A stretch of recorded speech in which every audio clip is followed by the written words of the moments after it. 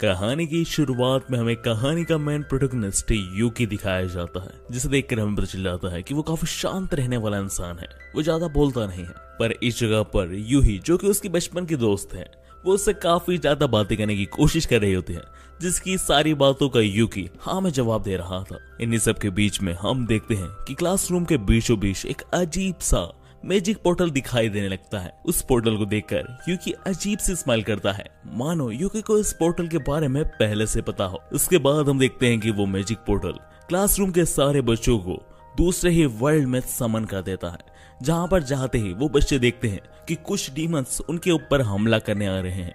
पर शुरुआत में उन बच्चों को ऐसा लग रहा था कि यहाँ पर कोई मूवी की शूटिंग चल रही है, पर उन्हें कुछ समय में रियलाइज हो जाता है कि ये कोई नकली के डीमन नहीं बल्कि कि असली के डीमन है, और वो डीमंस उन्हीं की तरफ आगे बढ़ रहे हैं। यह देखते ही वो सारे स्टूडेंट्स डर कर भागना शुरू कर देते हैं, पर इस जगह पर यूकी नहीं भागता है और वो वहीं खड़ा रहता है। इसके बाद हम देखते हैं कि कुछ समय बाद यूकी के पास एक डीमन आ जाता है जो यूकी के ऊपर हमला करता है। पर इस समय पर यूही यूकी के पास जाती है यह सोचकर कि वो उसे धक्का देकर बचा लेगी, पर इस जगह पर वो डीमन काफी तेजी से हमला करता है। पर इस जगह पर हैरानी की बात यह होती है कि यूकी अपना सिर्फ एक ही उंगली से उस डीमन के हमले को रिफ्लेक्ट कर देता है। इसके बाद यूही यूकी को लेकर भागने लगती है। इस जगह पर यूकी का ध्यान बार बार डीमंस पे ही जा रहा था। इसी बीच वहां पर एक लड़की आ जाती है और वो यूही और यूकी से कहती है, आखिर तुम इतनी देरी क्यों कर रही हो, यहाँ से जल्दी भागो, तुम्हारी जान को खतरा भी हो सकता है। और इस जगह पर हम देखते हैं कि यूकी उस लड़की को देखकर ऐसा प्रिटेंड कर रहा था जैसे मानो वो उस लड़की को पहले से ही जानता है। इसी के साथ हम देखते हैं कि वो लड़की सीधा जाकर डीमंस का सामना करने लगती है। इसी सीन को दिखाते हुए हमारी कहानी कुछ समय आगे बढ़ती है और हमें एक डिस्टीनिया किंगडम को दिखाया जाता है। इसके बाद हम उसी किंगडम के किंग कैसल को देखते हैं और उसी कैसल के अंदर हम सारे समन स्टूडेंट को देखते हैं जो अर्थ से इस वर्ल्ड में आए हैं। इस जगह पर उस किंगडम के किंग और क्वीन भी प्रेजेंट होते हैं। इस जगह पर बच्चों को कुछ समझ नहीं आ रहा था कि आखिर हो क्या रहा है और आखिर डीमंस कैसे हो सकते हैं, कि इसी बीच किंग आगे आकर उन्हें सब कुछ एक्सप्लेन करने लगते हैं। किंग उन्हें कहते हैं, आप सब प्रोडिजी ऑफ हीरो हैं इस किंगडम के, आप सबको यहाँ पर इसलिए समन किया है ताकि आप हमारी मदद कर सकें। इंसानों और डीमंस के बीच की लड़ाई में हमारी समन में कोई गलती नहीं है, आप सब में से कोई ना कोई एक हीरो ऑफ प्रोडिजी होगा। किंग के बाद क्वीन भी आकर उन सबको समझाती है कि आगे हीरो ऑफ प्रोडिजी क्या है। क्वीन बताती है उन्हें कि आज से कई साल पहले भी कुछ लोगों को अर्थ से यहाँ पर समन किया गया था स्पेशल मैजिक स्पेल की मदद से, जिस स्पेल की मदद से सिर्फ वही लोग टेलीपोर्ट होते हैं जिनमें से किसी एक के पास डीमन लॉर्ड को डिफीट करने का पोटेंशियल होता है। ऐसा ही पिछली बार हुआ था जब कुछ लोगों में से एक ऐसा हीरो समन हुआ था जिसने अकेले ही कई सारे किंगडम के डीमन लॉर्ड का खात्मा किया था। इतना ही नहीं, उसने आखिरी डीमन लॉर्ड जो कि सबसे पावरफुल डीमन लॉर्ड है उसे भी कड़ी टक्कर दी थी। इन्हीं सारी बातों के साथ क्वीन उन्हें यह भी बताती है कि ये वर्ल्ड कोई मामूली वर्ल्ड नहीं है, ये एक फैंटेसी वर्ल्ड है। इस वर्ल्ड में मैजिक एग्जिस्ट करता है, डीमंस एग्जिस्ट करता है, सुपर पावर्स एग्जिस्ट करती है, सुपर ह्यूमन ड्रैगन सब कुछ एग्जिस्ट करता है। तो आप सब चिंता मत कीजिए, आप सब भी काफी ताकतवर हैं इस वर्ल्ड में। आप सब अगर ट्रेनिंग करेंगे तो आप बहुत ताकतवर बन जाएंगे और काफी ज्यादा लेवल का मैजिक इस्तेमाल कर पाएंगे। तो आप डरिए मत कि आप मामूली इंसान हैं। इसी के साथ क्वीन ये भी कहती है कि प्लीज हीरोज हमारा साथ दीजिए, हमने आपको यहाँ पर इसीलिए बुलाया है।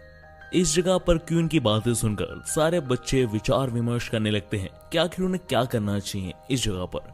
कि इसी बीच यूकी मन में कहता है, इस वर्ल्ड का समय स्लो चलता है नॉर्मल वर्ल्ड के मुकाबले। ये क्वीन और किंग तब भी थे जब मैं पहली बार यहाँ आया था। इस जगह पर यूकी क्या कह रहा है ये हमें कहानी में आगे समझ में आएगा। इसी के साथ हम देखते हैं कि सारे बच्चे क्वीन के इस बात पर मंजूर हो जाते हैं और वो उनका साथ देने के लिए तैयार हो जाते हैं डीमंस और इंसान की लड़ाई में, क्योंकि वो भी सुपर पावर्स इस्तेमाल करना चाहते थे। इसके बाद हम अगले सीन में देखते हैं कि कुछ नाइट्स मिलकर उन सारे स्टूडेंट को टीच कर रहे होते हैं ताकि वो सब अपनी पावर्स को इन्हांस करके सुपर पावर्स एक्टिवेट कर सकें। इस जगह पर हम एक लड़की को देखते हैं जिसका नाम एल्का होती है। वो सारी लड़कियों को पावर इन्हांस करना सिखा रही होती है। इधर हम यूकी को दूर से देखते हैं जो ये सब चीजें देख रहा होता है, यानी इस जगह पर यूकी ट्रेनिंग नहीं कर रहा होता है। इस जगह पर वो बस दूर से खड़ा होकर यूही की प्रोग्रेस को देख रहा होता है, जहाँ पर वो देखता है कि यूही अपने पहले ही दिन में अपनी कुछ पावर्स को एक्टिवेट कर लेती है, जहाँ पर वो फायर मैजिक का इस्तेमाल करने लगती है।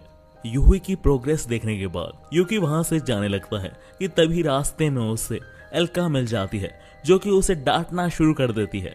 वो यूकी से कहती है, क्या तुम पहली फाइट में मरना चाहते हो बिना ट्रेनिंग के? तुम्हें पता नहीं है कि इस वर्ल्ड में कितने डेंजरस डीमंस होते हैं, वो तुम्हें एक झटके में मार देंगे। तो अपना एटीट्यूड छोड़ो और ट्रेनिंग पे जाओ। इस जगह पर एल्का के जवाब में यूकी कहता है, एल्का मेरी बात सुनो यहाँ पर। इस जगह पर एल्का को गुस्सा आ जाता है क्योंकि यूकी उसका डायरेक्ट नाम बोल रहा है बिना परमिशन के। इवन वो उसकी मैजिक टीचर है जो उसे मैजिक सिखाने वाली है। इसलिए एल्का यूकी से कहती है कि मैं तुम्हारी टीचर हूँ और साथ में तुमसे बड़ी भी हूँ एज में, तुम मुझे रिस्पेक्ट देकर बात करो। इस जगह पर यूकी एल्का से कहता है, एल्का मुझे पहचानो, मेरे मैजिक ऑरा से पहचानो, मैं कौन हूँ? तुम मुझे पहचान नहीं रही हो क्या? और दूसरी बात, मेरी एज तुमसे ज्यादा है, बस इस बॉडी में छोटी है। इस जगह पर एल्का यूकी की बात पर बिल्कुल विश्वास नहीं करती कि आखिर ये लड़का क्या कह रहा है। और साथ ही में वो यूकी से कहती है कि पहली बात तुमने बदतमीजी की है, और दूसरी बात अगर तुम जल्द से जल्द ट्रेनिंग पर वापस नहीं चले मेरे साथ तो मैं तुम्हारे साथ जबरदस्ती करूंगी। एल्का की इस बात पर यूकी कहता है, मुझे भूलने की गलती तो तुम्हें मिलनी चाहिए, तो अच्छा ठीक है, तुम कोशिश करके देखो मुझे हराने की। इस जगह पर एल्का भी गुस्से में थी, इसलिए वो सीधा यूकी पर हमला कर देती है। पर इस जगह पर हैरानी की बात यह थी कि यूकी एक आम इंसान होने के बावजूद भी इजीली नाइट को डोज कर देता है और उसके बम पर लकड़ी से मारता है। और ये अश्लील हरकत करने के बाद वो एल्का से कहता है, अब तो तुम्हें याद आ ही गया होगा कि मैं कौन हूँ। यूकी की इस हरकत के जस्ट बाद ही एल्का सीधा यूकी के पैरों में आकर गिर जाती है और कहती है, सॉरी सेसुसामा, मैं आपको इस चेहरे में पहचान नहीं पाई। गाइस, इस जगह पर मैं आपका कंफ्यूजन क्लियर कर दूं। असल में यूकी वही हीरो है जिसके बारे में क्वीन बात कर रही थी, और ये वही हीरो है जो डीमन लॉर्ड से लड़ते समय मारा गया था। यानी दोस्तों, यूकी बेसिकली द लेजेंडरी हीरो का रीबॉर्न है। एंड गाइस, इससे आगे मैं कहानी में यूकी को सेसु नेम से ही प्रोनाउंस करूंगा, क्योंकि यूकी वापिस से अपनी ओल्ड लाइफ की तरह हीरो की जर्नी में वापस से निकलेगा और वहां पर उसे सब सेसु नाम से ही प्रोनाउंस करेंगे। एंड इसके बाद हम अगले सीन में देखते हैं कि सेसु एल्का के ऊपर बैठा हुआ होता है, क्योंकि एल्का चाहती थी कि वह सेसु को सर्व कर सके। खैर, इसी बीच वहां पर एक और नाइट कमांडर आ जाता है, जो एल्का की इस हालत को देखकर उससे पूछता है कि आखिर तुम ये क्या कर रही हो एल्का, तुम फर्स्ट डिवीजन कमांडर हो। इस जगह पर एल्का कहती है, ग्लेन ये सेसुसामा है, ये दूसरी बॉडी में वापिस रिबॉर्न हो चुके हैं। इस जगह पर ग्लेन को भी कुछ समझ नहीं आता। खैर, हम अगले सीन में देखते हैं कि वो दोनों सेसु को अपने तीसरे टीममेट के पास ले जाते हैं, जिसका नाम ईविया होता है, जो कि बेसिकली एक मैजिक क्राफ्टर होती है। पर जैसे ही वो उसके लैब के पास पहुंचते हैं, वैसे ईविया खुद सेसु को इस फॉर्म में देखने के बावजूद भी कह देती है, सेसुसामा आपको काफी समय लग गया। इस जगह पर सेसु बोलता है, तुम मुझे इस फॉर्म में भी पहचान पा रही हो। इस पे ईविया कहती है, आपके जितना मैजिक पावर लेवल किसी का हो सकता है क्या? मैंने आपको काफी पहले ही महसूस कर लिया था, जब शायद आप इस वर्ल्ड में टेलीपोर्ट हुए होंगे। इसके बाद हम अगले सीन में देखते हैं ईविया, एल्का और ग्लेन सेसु को सब कुछ बता देते हैं कि उसकी गैर मौजूदगी में इस वर्ल्ड में क्या क्या हुआ। वो उसे ये बताते हैं कि जब डीमन लॉर्ड और सेसु के बीच में फाइनल बैटल हुई थी, उस दौरान जब सेसु ने डीमन लॉर्ड के ऊपर एक खतरनाक हमला किया था, उसकी रेस इतनी ज्यादा थी कि कोई उसे देख नहीं पा रहा था। पर जैसे ही वह हमला खत्म हुआ, उसके बाद ना ही डीमन लॉर्ड मिला ना ही सेसु। और इस घटना के बाद चीजें बहुत पीसफुली चलने लगी थी। ना ही डीमंस हमला कर रहे थे ना ही इंसान। पर कुछ दिनों पहले डीमंस ने इंसानों के ऊपर फिर से हमला करना शुरू कर दिया। छोटे छोटे किंगडम के डीमन लॉर्ड्स फिर से इंसानों के खिलाफ हो गए। इनकी इन बातों पर सेसु ईविया, एल्का और ग्लेन से कहता है, इसके पीछे छोटे किंगडम के डीमन लॉर्ड्स नहीं है। बेसिकली मैंने छोटे किंगडम के सारे डीमन लॉर्ड्स को हराकर उन्हें लड़ाई के बारे में सब कुछ समझा दिया था, और उन्होंने हाँ करी थी कि वो लड़ाई नहीं करेंगे। और ऊपर से मैंने लड़ाई के दौरान मैंने देखा था कि जो डीमंस हमला कर रहे थे इंसान पर, उनके अंदर काफी ज्यादा कर्स मैजिक था, जैसे तोमा के अंदर है, मेन डीमन लॉर्ड के अंदर। मैं ये कह सकता हूँ कि तोमा वापस लौट आया है और वो चाहता है इंसानों और डीमंस के बीच में युद्ध। और इसी के साथ सेसु ये भी कहता है, अगर तोमा यही करना चाहता है तो एज ए हीरो मेरा ये फर्ज बनता है कि मुझे फिर से तोमा को ये करने से रोकना होगा। इस जगह पर एल्का सेसु से कहती है कि वो भी उनके साथ जाना चाहती है। इस जगह पर सेसु कहता है, नहीं नहीं एल्का, तुम यहीं पर रह के इन लोगों को ट्रेन करो। क्या पता तोमा और ताकतवर हो चुका होगा और वो मुझे हरा दे। अगर मेरे जाने के बाद कोई तो होप रहनी चाहिए इन लोगों की, इसलिए तुम यहीं रहकर इन स्टूडेंट को ट्रेन करो और इन्हें स्ट्रॉन्ग बनाओ। यहाँ पर एल्का सेसु की बात समझ आती है। इसके बाद हम अगले सीन में देखते हैं कि इविया, एल्का और ग्लेन सेसु को वहां पर ले जाते हैं जहां पर सेसु की स्वॉर्ड रखी होती है, और इसी के साथ हमें दिखाई जाती है सेसु की स्वॉर्ड जो कि काफी ही साइज में बड़ी होती है, जिसे देखकर सेसु कहता है, कैसे हो किमीमारू, काफी समय हो गया। यानी दोस्तों इस स्वॉर्ड का नाम किमीमारू है। इसी के साथ हम अगले सीन में देखते हैं कि सेसु बिना कोई समय बर्बाद किए अपनी स्वॉर्ड के मिलते ही इंसानों और डीमन के बीच में होने वाली इस लड़ाई को रोकने के लिए सेसु तोमादी डीमन लॉर्ड को ढूंढने के सफर पर निकलने ही वाला होता है कि तभी यूही उसे जाता हुआ देख लेती है, और वो सीधा यूकी के पास आकर घबराते हुए कहती है, यूकी तुम मेरे बिना कहाँ जा रहे हो।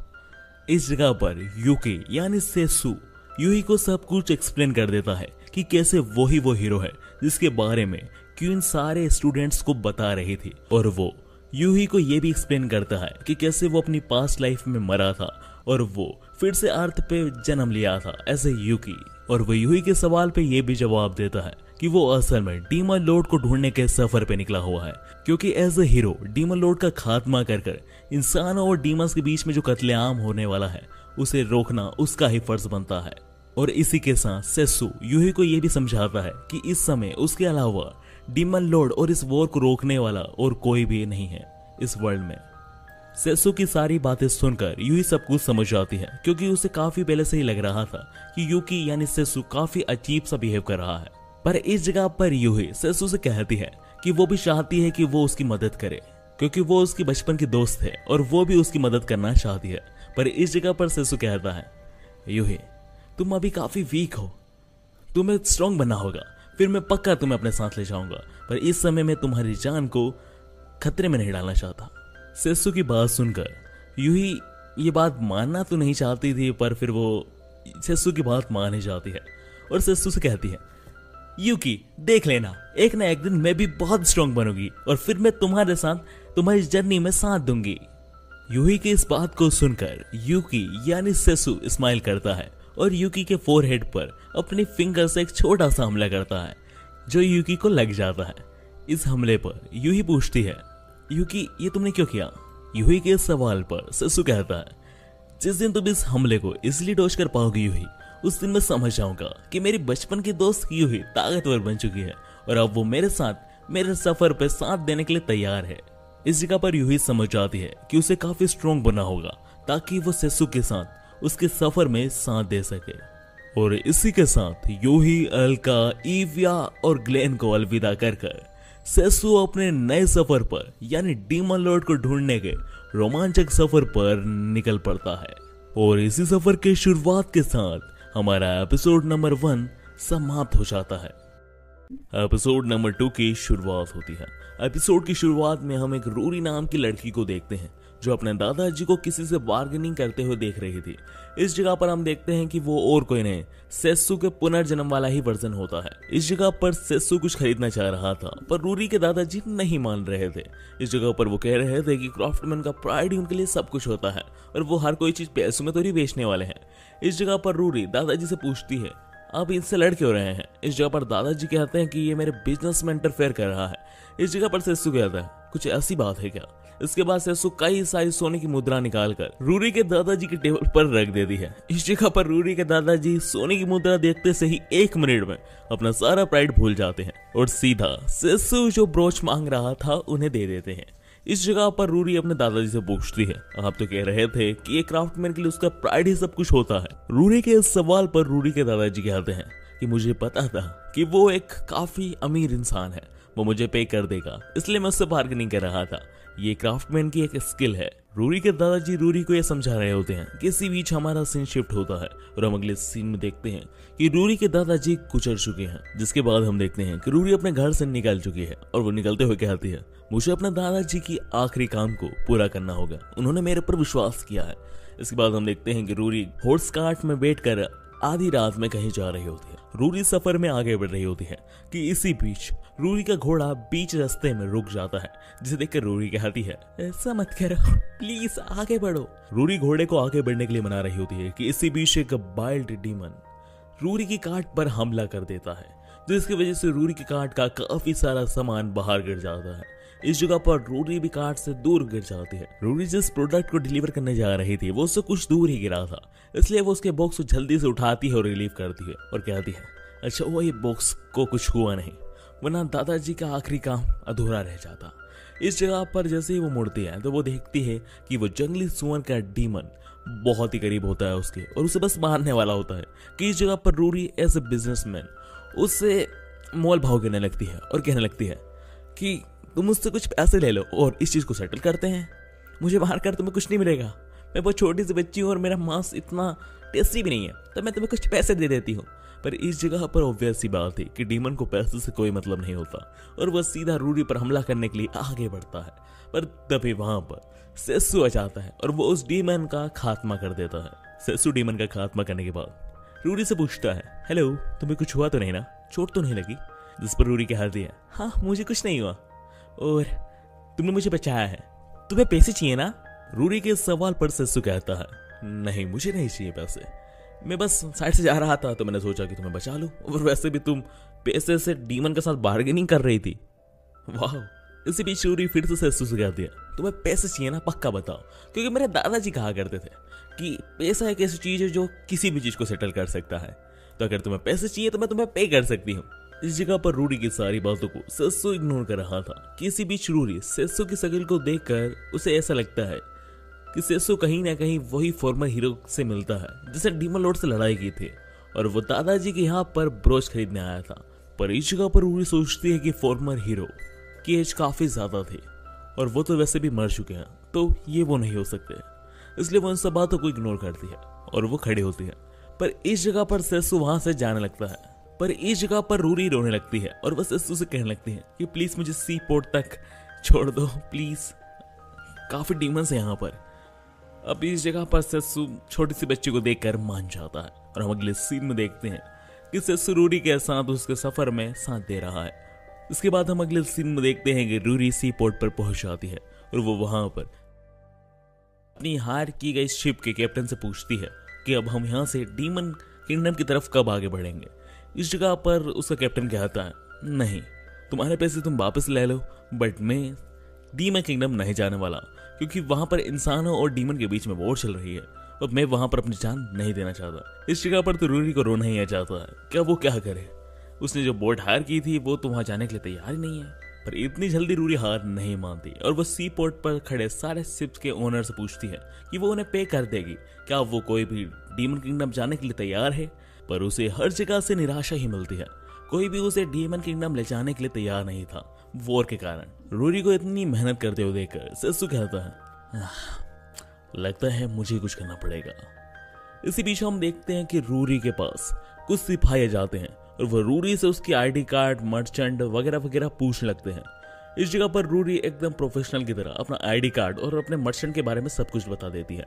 फिर इस जगह पर वो सिपाही रूरी को ठगना चाहते थे, उन्हें वो एक छोटी लड़की लग रही थी जिससे वो काफी पैसे ठग सकते हैं, इसलिए वो रूरी से कहते हैं हम सिपाही इतनी मेहनत करते हैं वॉर में तुम्हें सुरक्षित रखने के लिए, और तुम सब मर्चेंट बस पैसे कमाने की सोचते हो वॉर के दौरान भी।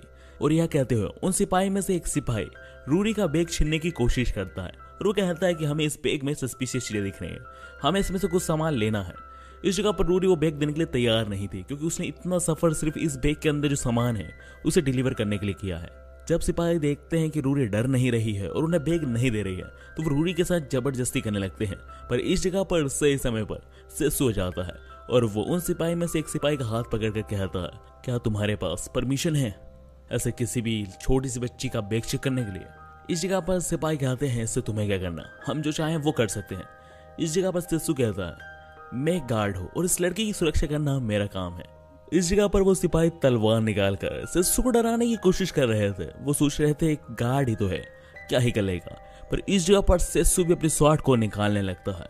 इस जगह पर सिपाही ये भी देखते हैं कि काफी भीड़ इकट्ठी हो गई है और अगर यहाँ पर उन्होंने लड़ाई की और अगर वो हार गए तो उनकी बहुत बेइज्जती होगी, इसलिए वो खुद तो डर रहे होते हैं। पर वो सेसु को डराते हुए कहते हैं इस बार तुम्हें माफ कर रहे हैं, पर अगली बार तुमने हमारी इंक्वायरी में दखल अंदाजी की तो तुम्हें जेल में डाल देंगे, 2 कौड़ी के गार्ड।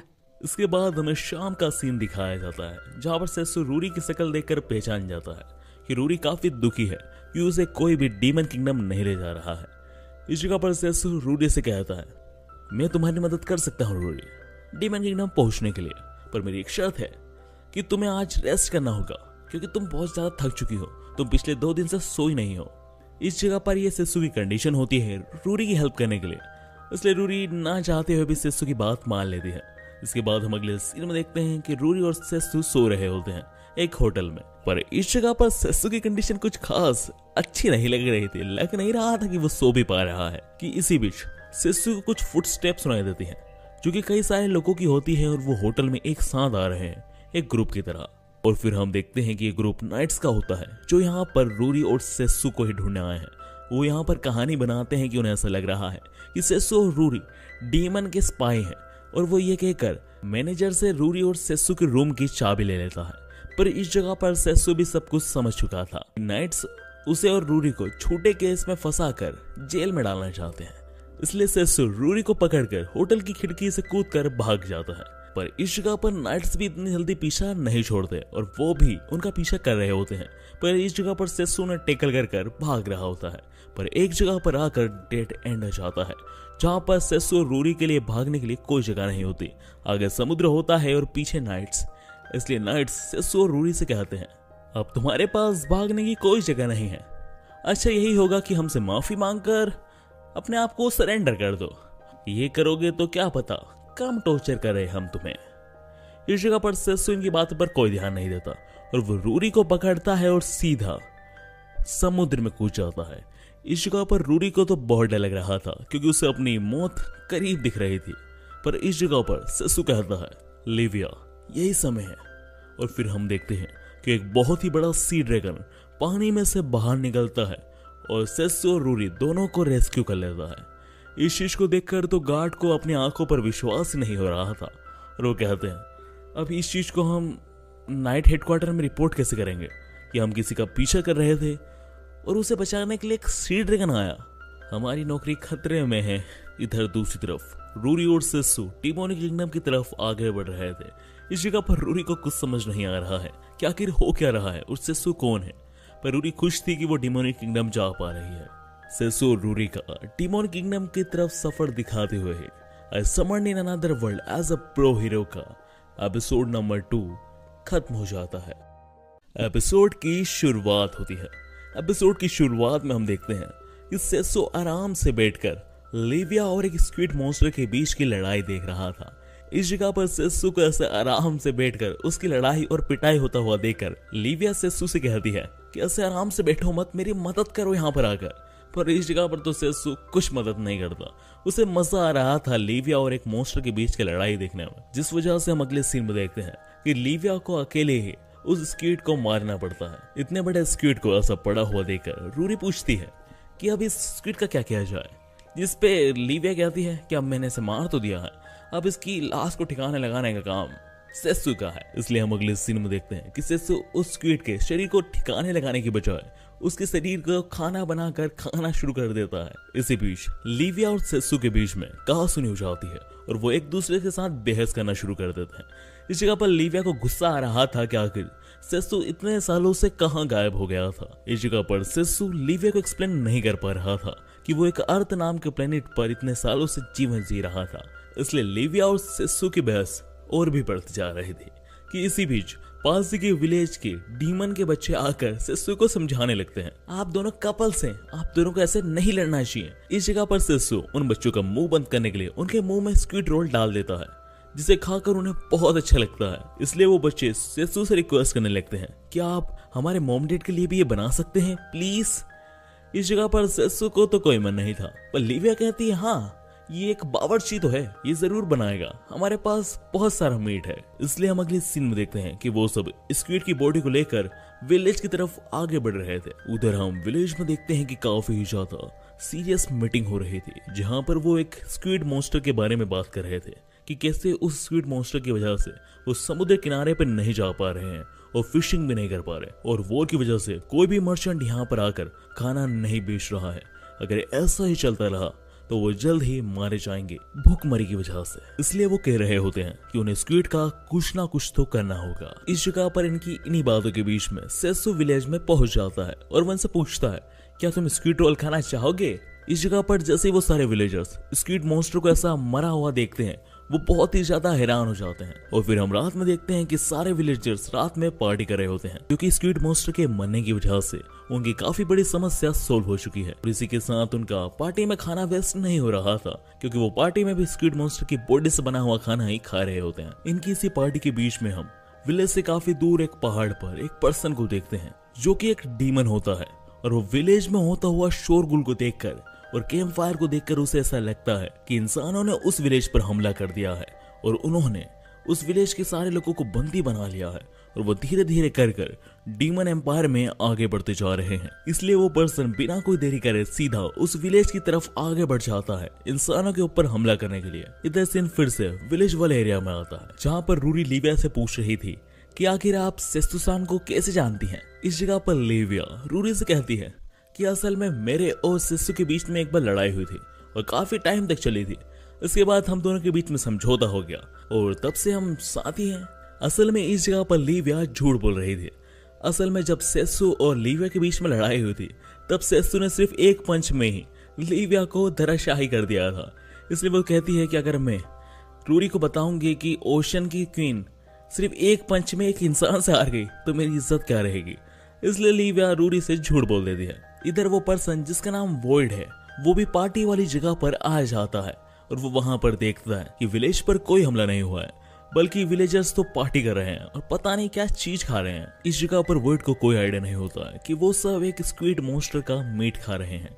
इधर दूसरी तरफ सेसु ने सारे का सारा स्क्विड मॉन्स्टर का मीट बेच दिया है और दूसरी तरफ लिविया रूरी के साथ समुद्र के किनारे पर बैठी हुई होती है कि तभी वहां पर वॉइड आ जाता है, जो कि लिविया को रिस्पेक्ट देते हुए कहता है, miss Livia, the queen of ocean, अब यहाँ पर क्या कर रही हैं, और वो भी अपने इंसानी फॉर्म में। इन्हीं सब के बीच में वहां पर सेसु भी आ जाता है। सेसु को देखकर वॉइड हैरान होने के बजाय सेसु से पूछता है कि आप यहाँ क्या कर रहे हैं सेसु सामा। जिस पर सेसु कहता है कि तुमने मुझे इस फॉर्म में भी पहचान लिया, डीमन लॉर्ड के खास सोल्जर, तुम यहाँ क्या कर रहे हो? तुम्हें तो इस समय केसल में होना चाहिए, डीमन लॉर्ड के पास। इस जगह पर वॉइड सेसु को सब एक्सप्लेन करने लगता है।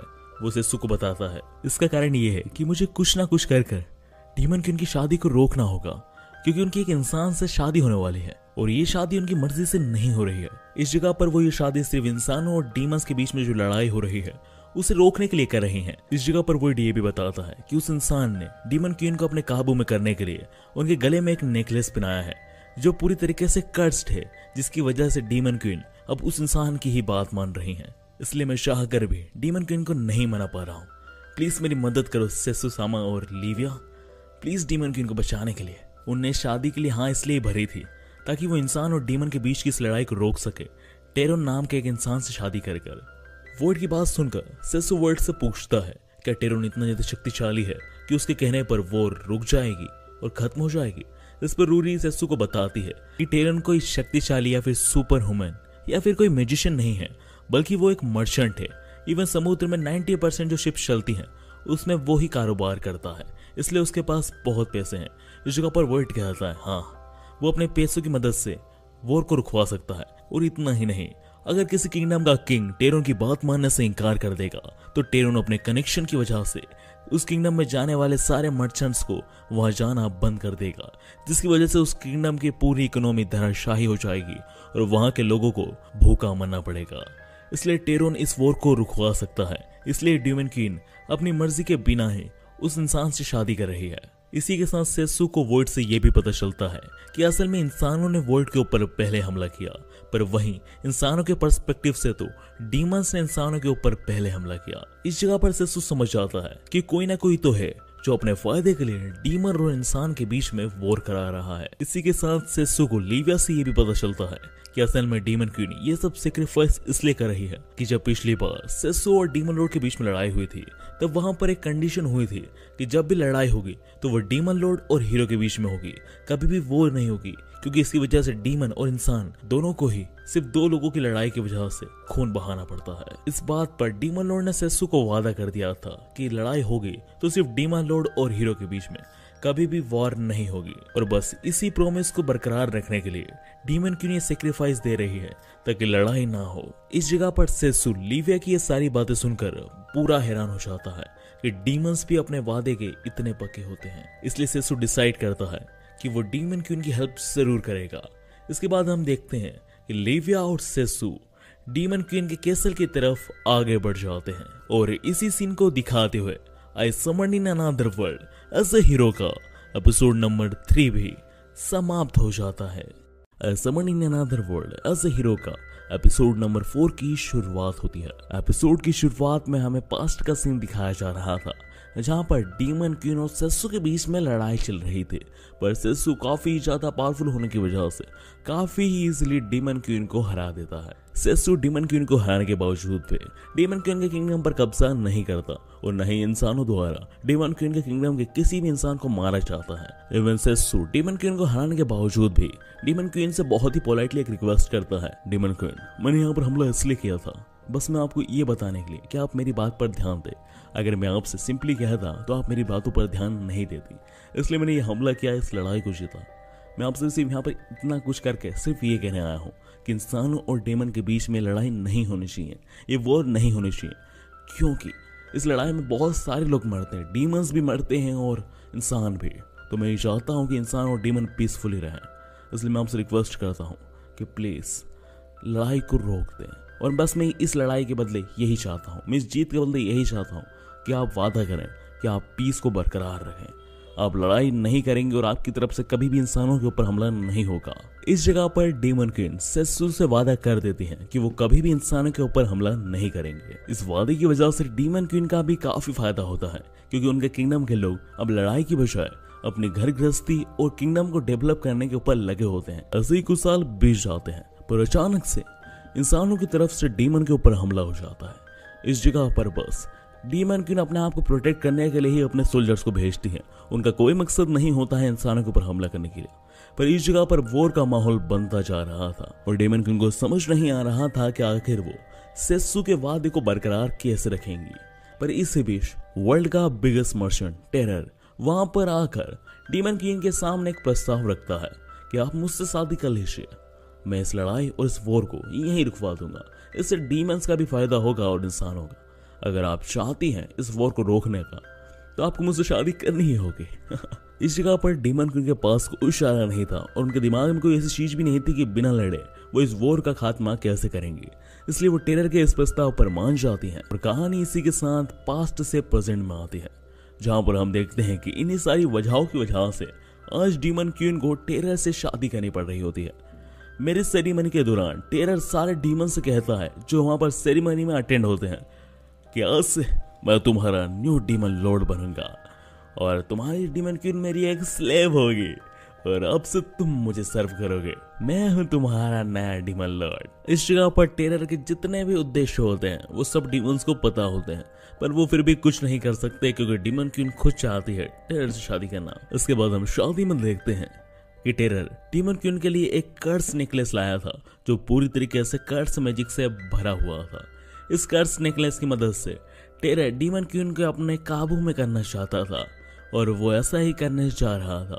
वो डीमन क्वीन को अपने हाथों से वो नेकलेस पहनाने ही वाला था कि तभी जहां पर ये सेरेमनी हो रही थी वहां की खिड़की तोड़कर सेसु आ जाता है और सेसु डीमन क्वीन से कहता है, एक डीमन क्वीन सफेद कपड़ों में काफी अजीब लग रही है। इनकी इन्हीं बातों के बीच में टेरन सेसु से कहता है, हे तुम कौन हो। इस जगह पर सेसु टेरन की तरफ बहुत गुस्से से देखता है जिससे टेरन बहुत भयभीत हो जाता है और टेरन कहता है, हमला करो बेवकूफो, ये मुझे जान से मार देगा, इसे यहाँ से जिंदा मत जाने देना।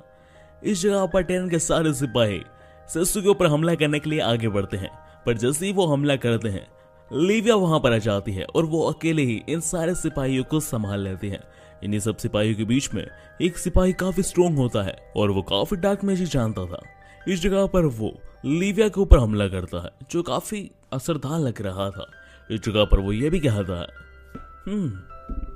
सी क्वीन लिविया काफी स्ट्रोंग है आप, पर आप लैंड पे मुझे नहीं हरा सकेंगी। और यह कहकर वो सीधा लिविया के ऊपर एक जानलेवा हमला करता है, पर उस हमले से सेसु लिविया को बचा लेता है। इसके बाद वो गार्ड सेसु से कहता है, मैंने सोचा नहीं था कि द हीरो ऑफ जस्टिस सेसु डीमन किंगडम में मिलेगा। यानी इस जगह पर वो गार्ड सेत्सु की आइडेंटिटी बहुत पहले से ही पहचान गया था।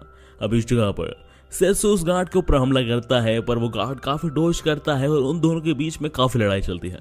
पर इस जगह पर सेत्सु समझ चुका था कि वो गार्ड अपने फुल पोटेंशियल में लड़ाई नहीं कर रहा है, इसलिए वो उस गार्ड से पूछता है, आखिर तुम जीतने की कोशिश क्यों नहीं कर रहे हो? तुम बस मेरे हमले को डोज कर रहे हो या फिर अनदेखा कर रहे हो? इस जगह पर वो गार्ड कहता है, द हीरो सेत्सु, मैं तुमसे लड़ना नहीं चाहता, मैं बस यहां से जाकर अपने मास्टर को तुम्हारे बारे में बताना चाहता हूं।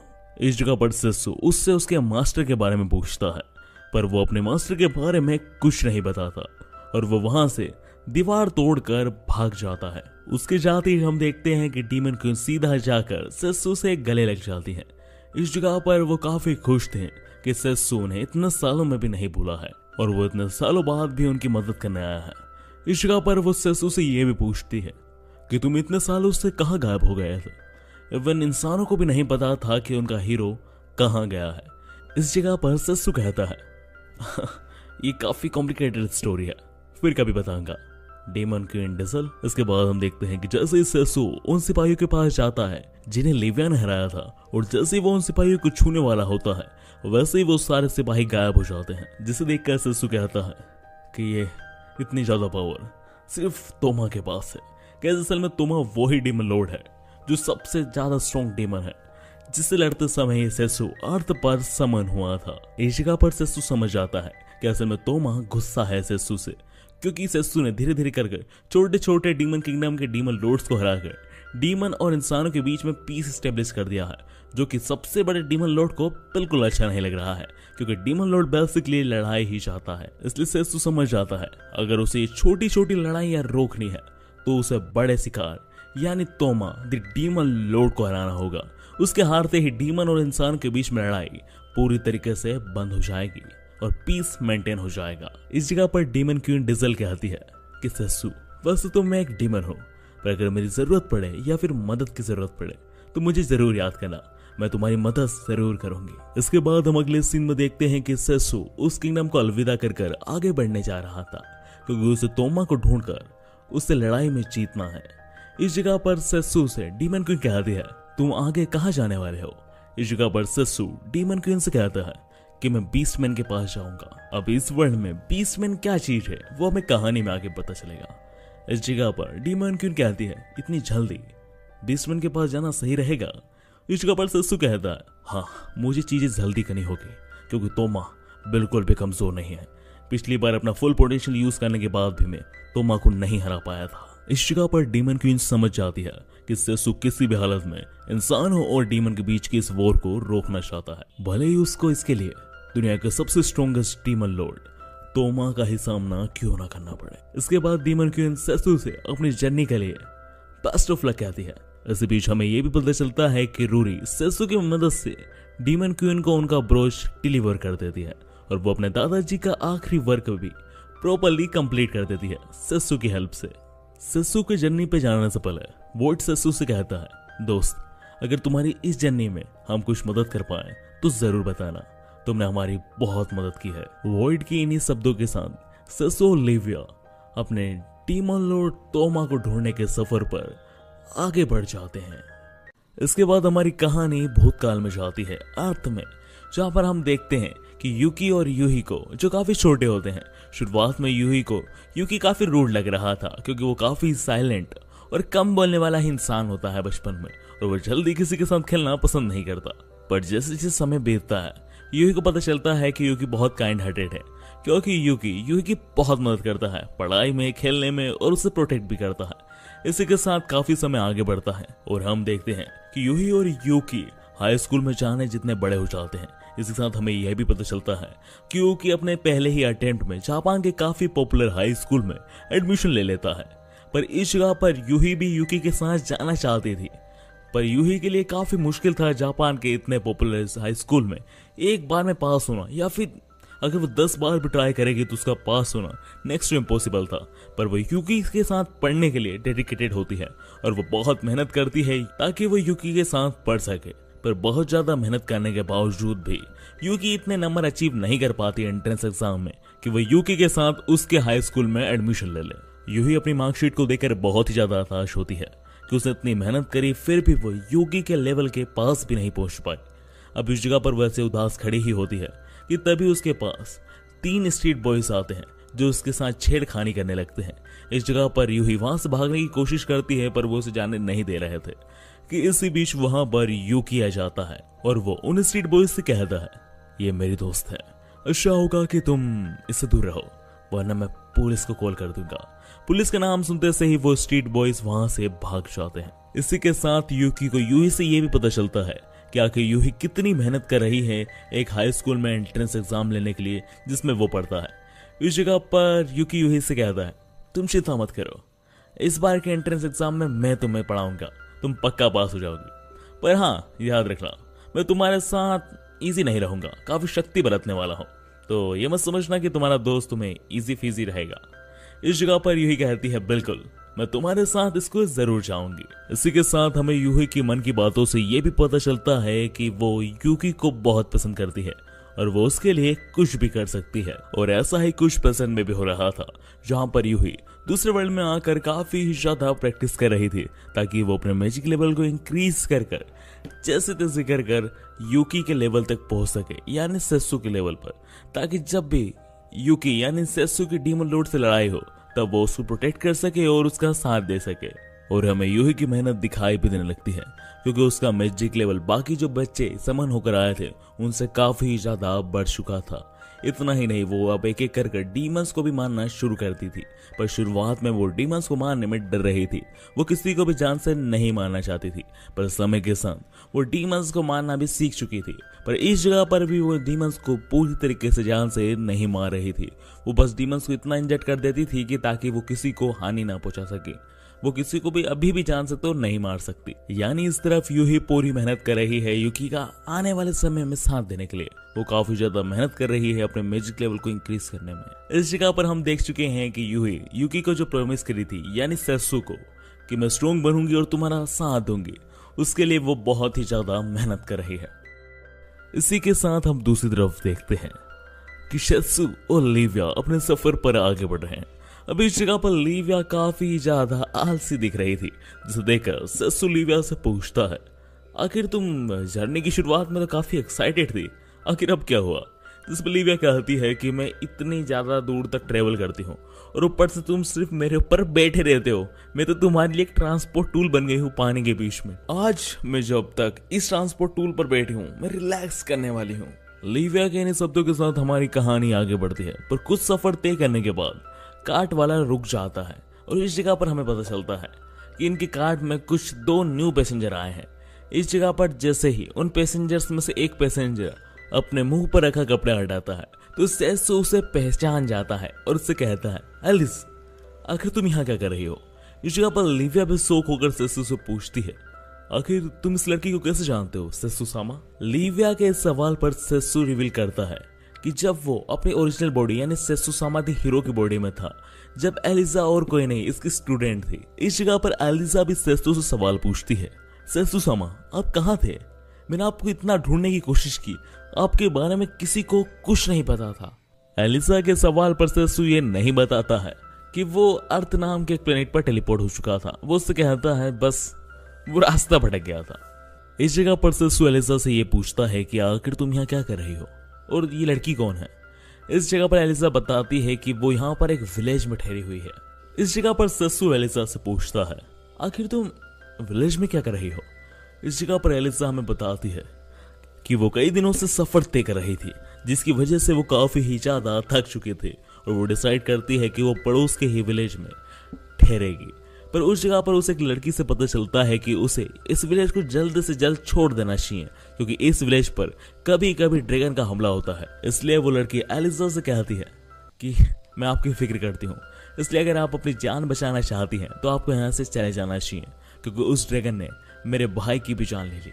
इस जगह पर एलिजा डिसाइड करती है कि वो यहाँ से नहीं जाएगी क्योंकि वो एक एडवेंचर है और उसे यहाँ पर रुक कर ड्रैगन का सामना करना चाहिए, जो कि एक एडवेंचर का सपना होता है। वो इसी के साथ विलेज में एक आखिरी बची हुई लड़की को भी बचाना चाहती थी उस ड्रैगन से, इसलिए वो डिसाइड करती है कि वो यहीं रुकेगी और ड्रैगन का सामना करेगी। इसके बाद हम अगले सीन में देखते हैं कि एलिजा ने ड्रैगन से लड़ने के लिए पूरा इंतजाम और प्रिपरेशन कर रखी होती है। इस जगह पर एलिजा के साथ वो लड़की भी होती है, जिसे देखकर एलिजा उस लड़की से कहती है कि तुम्हें यहाँ से जाना चाहिए, क्योंकि अगर ड्रैगन और मेरे बीच में जब लड़ाई होगी तब तुम चोटिल हो सकते हो। इस जगह पर हैरानी की बात यह थी कि एलिजा के एक बार कहने पर ही वो लड़की वहां से जाने के लिए तैयार हो जाती है और वो वहां से चली जाती है। उस लड़की के जाने के कुछ समय बाद हम देखते हैं कि ड्रैगन एलिजा के मुताबिक एलिजा के ऊपर ही हमला कर देता है।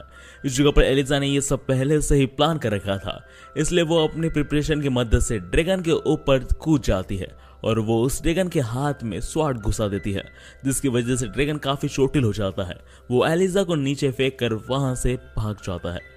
इस जगह पर वो ड्रैगन काफी तेजी से उड़कर वहां से चला जाता है, इसलिए एलिजा उसका पीछा नहीं कर पाती। इसके बाद एलिजा विलेज में वापस लौटती है, जहां पर एज एक्सपेक्टेड वहां पर कोई विलेजर्स नहीं होता है एक्सेप्ट आमेल के। पर इस जगह पर जैसे ही एलिजा आमेल को देखती है तो वो देखती है कि आमेल बहुत डरी हुई है। ऐसा लग रहा था कि ड्रैगन से आमेल काफी ज्यादा डरती है और उससे काफी भयभीत है। इसके बाद हमारी कहानी प्रेजेंट में आती है, जहां पर सेसु एलिजा की सारी बातें सुनकर एलिजा से कहता है, एलिजा सबसे पहली बात तो इस वर्ल्ड में ऐसा कोई ड्रैगन नहीं है जो एक साथ इतने सारे इंसानों को खा सके, और अगर वो खा सकता हो या फिर उसे मैंने नहीं देखा हो जब मैं इस वर्ल्ड में एग्जिस्ट करता था, तब भी उसकी डेड बॉडी तो मिलेगी। ड्रैगन पूरी तरीके से किसी भी इंसान को नहीं खाते। इसके पीछे जरूर कोई ना कोई डीमन है जो लोगों को टेलीपोर्ट करके कहीं ले जा रहा है और वहां पर उनको मार रहा है या फिर कुछ कर रहा है, पर ये ड्रैगन का काम नहीं है।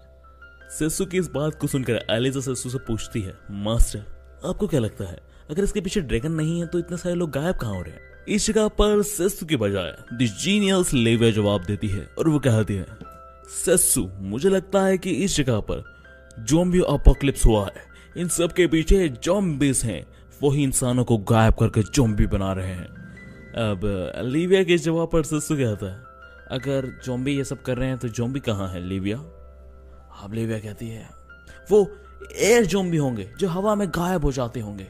लिविया के इस जवाब पर सेसु कोई जवाब नहीं देता और वो कुछ सोच रहा होता है मन में। असल में वो कड़ियां और कहानी सुनकर ये समझना चाह रहा था कि आखिर असल में कौन है जो विलेजर्स के साथ ये कर रहा है।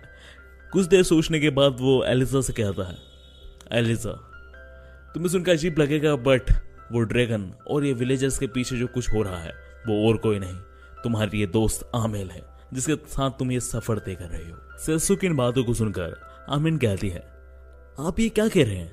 मैं तो खुद उस विलेज की विलेजर हूँ, आखिर मैं ये सब क्यों करूंगी? और पहली बात तो मैं ड्रैगन कैसे हो सकती हूँ?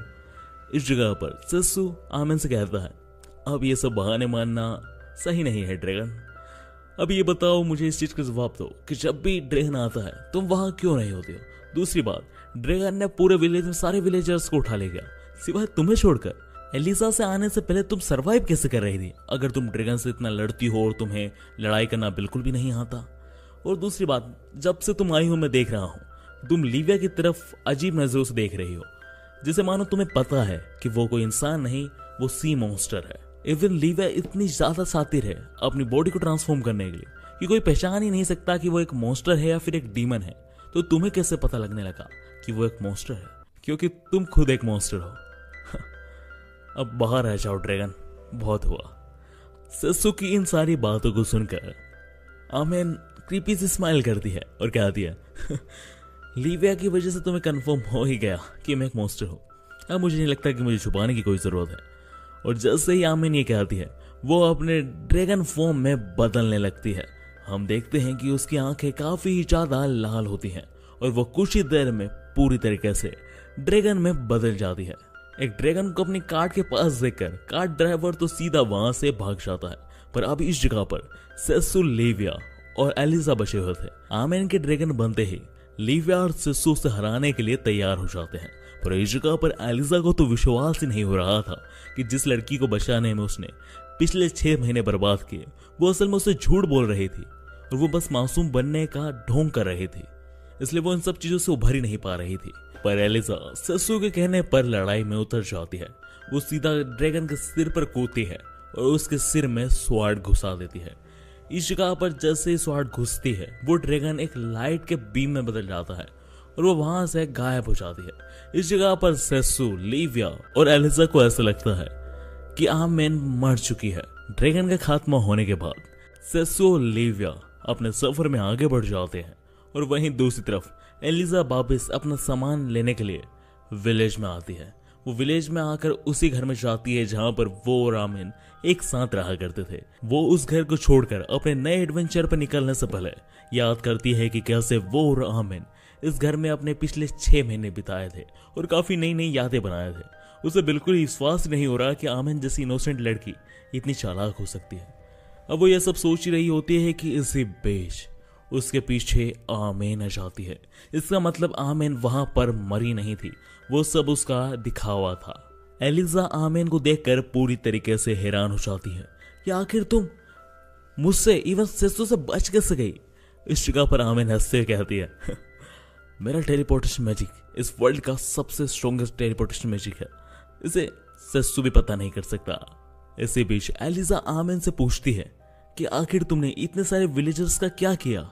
इस जगह पर आमिन बताती है कि तुम्हें क्या लगता है कि वॉर में जो इंसानों के ऊपर डीमंस ने हमला किया है वो किसके हैं?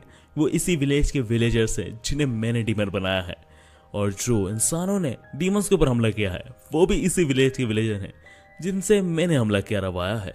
ये जो इंसानों और डीमंस के बीच में जो वर्ल्ड वॉर हो रही है वो और किसी ने नहीं, मैंने करवाई है अपने मास्टर द लॉर्ड तोमा के कहने पर।